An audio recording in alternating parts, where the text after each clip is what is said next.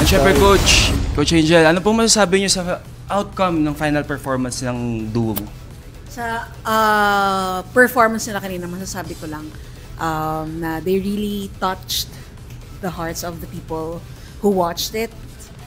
They were able to deliver the message, the emotion. So, yun pa lang, panalo na.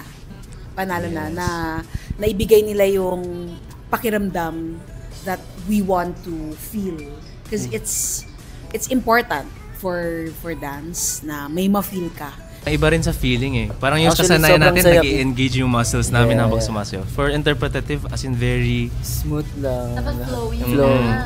buo. Kasi yung mga Sobrang nakaraang buo dapat. episodes, di ba? Sobrang ending. Pasugod lahat eh. So, atong episode na to sobrang layo na. Well, ang galing kasi it was successful. Yes. Maraming na-touch. Thank you. Congratulations, Thank you so guys. much. Coach, congrats.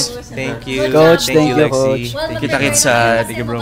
Yes, bro. Kita-kits. Final duo na kayo. we hope. Dance off na Sila na yung sa next duo. May patay na to eh. next time. Wildcard na duo. Thank you, guys. Thank you. Thank you. At Coach, congrats. Congrats. Thank you.